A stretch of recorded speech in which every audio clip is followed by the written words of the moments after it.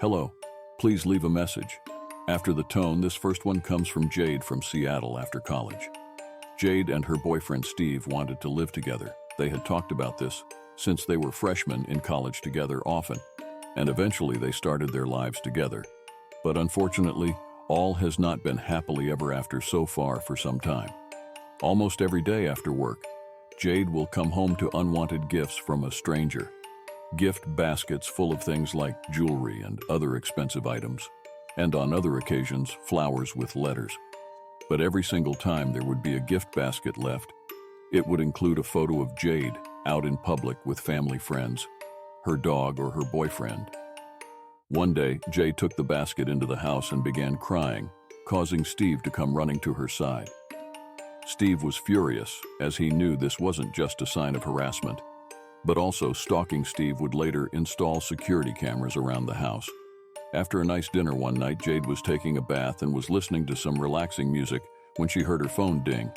It was a text from an unknown number saying, "I'm outside." Jade screams, causing Steve to rush in and see the text. So Steve checked the cameras through his phone and saw a tall man was at their doorstep. The man stood there for about 5 minutes before leaving in the direction of the woods. This was a screenshot of the man standing at the door with a black mask over his face. Jade also attached this video she recorded of herself home alone one night, while Peter was at work and the man came to the house knocking on the windows as she texts her mother and grandma in fear.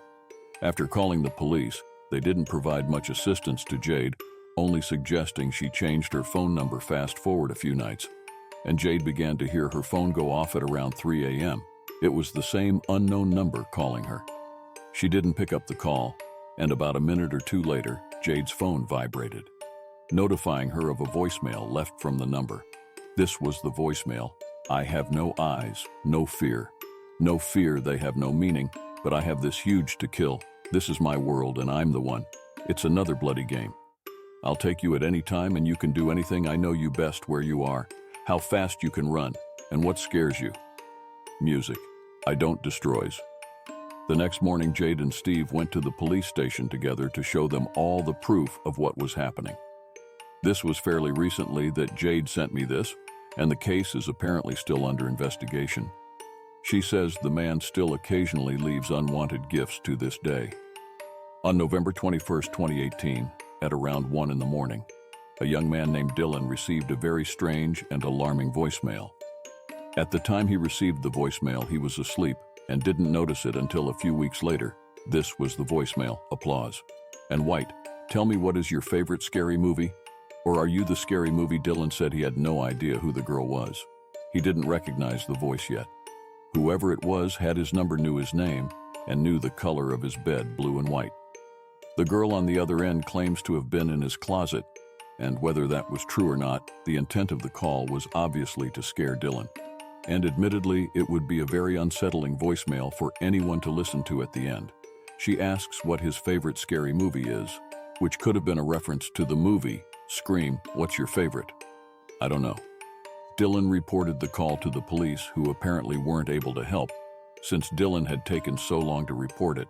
When he would try to call the number back, it would dial to a weird random number, which led to an invalid number error completed as dials. Please check the number and dial again. Music. A lot of women's worst fear are stalkers, people like the guy you just heard about in Jade's story. It's a much bigger and more common problem than most people realize. The voicemail you're about to hear was sent on December 14th of 2022 to a girl named Sasha. Sasha lives with 3 friends from her sorority in the house that they rent in Syracuse, New York. Sasha met a seemingly nice and normal guy while out in town with her friends. They spoke very briefly, and she gave him her number. The man's name was Jeremy, and he doesn't go to school at Syracuse University like Sasha does. Rather, he was a local in the area. The two arranged to go on a date for drinks and dinner at a nearby bar. According to Sasha, the date didn't go well in her opinion, as he radiated unusual vibes, and she thought he was weird. She split the bill with him because she knew there wouldn't be a second date, and she wanted to do the right thing. He dropped her back home after the date and sent 3 texts later that night about how much fun he had and how much he liked her. It added to the discomfort for Sasha. Instead of responding, She hearted one of the messages, but the text continued on and on every single day, until the point that she decided to block him, unfortunately. This was not the end. On the night of December 14th at 2:15 a.m., when everyone in the house was asleep, Sasha got an anonymous call that left this voicemail. "Sasha, it's Jeremy. I don't know why you can't answer any of my calls or texts. Pretty up. You shouldn't leave your windows open, by the way. I'm whispering because I don't want to wake you. But I have 2 surprises on the kitchen table." Music. Applause. At the end of the call, you can hear a door shutting. This was the front door of Sasha's rental house, and the sound of the door closing alerted one of her housemates, who woke up everyone in the house to ask who just shut the front door. All 4 girls were in the house, though, and it was none of them. This was when Sasha noticed the voicemail and listened to it with her housemates. What Jeremy left on the kitchen table was a stuffed animal. Turtle, Sasha's favorite animal, which he mentioned on her date with Jeremy. Alongside it was a Christmas card that simply said, "Merry Christmas from Jeremy." This prompted the girls to call the police, and Sasha showed the police officer the text and the voicemail. The voicemail was self-incriminating enough, and the non-stop text from Jeremy backed up the story. It was enough for the police to find Jeremy and charge him for breaking and entering and stalking. He only did a week in jail and was sentenced to community service and multiple fines. It's been a month and a half now, and Sasha has not heard from Jeremy. In the year 2015, an elderly woman from Greeley, Colorado with failing vision received this voicemail you're about to hear on her landline phone. In a panic from hearing the voicemail, the woman called her son from the neighbor's phone in a state of hysteria, stating someone had taken over her home phone. Her neighbor checked out the phone for her, and after telling her it was okay, she calmed down. But a few days later, it happened again. The woman was truly petrified this time, and once again went to her neighbor for consolation, but this time refused to go back to her house. Her neighbor called the woman's son to tell him about the situation, so the son took time off of work and traveled to Colorado the next day to help her. After testing the phone to see if anything was wrong, it seemed completely fine, but he planned to stay with her the following week to make sure she was okay. The son was horrified when he discovered what was really going on. When she had lifted the receiver rather than the dial tone, she heard this message: "Connecting you. Please hold the line. U History Station to run Foxdraw 77 status alert con status alert. Con 4 security tracing in progress."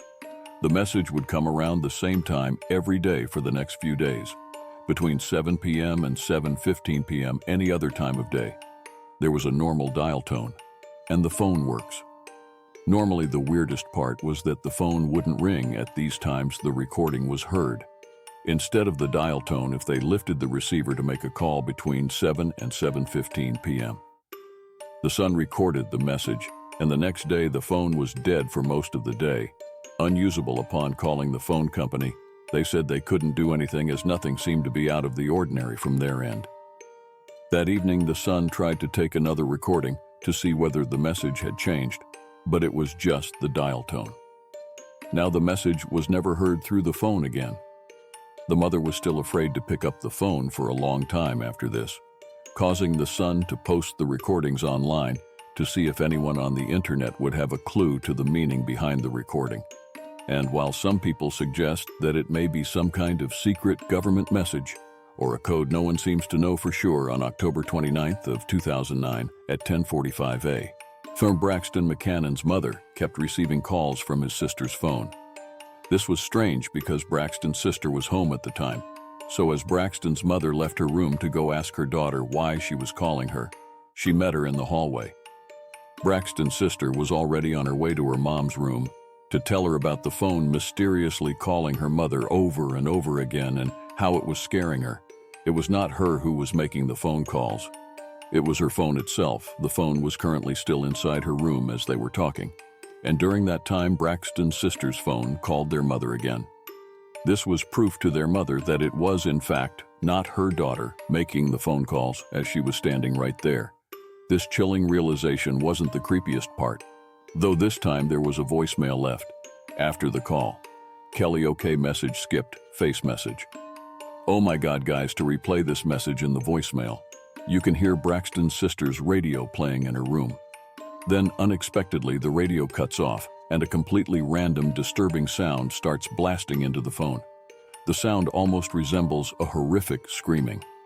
Braxton noted that what's extra weird is that if this were a ghost style, meaning any form of accidental call, the phone would have left a substantially longer message, but instead it just hangs up after a few seconds on its own foreign.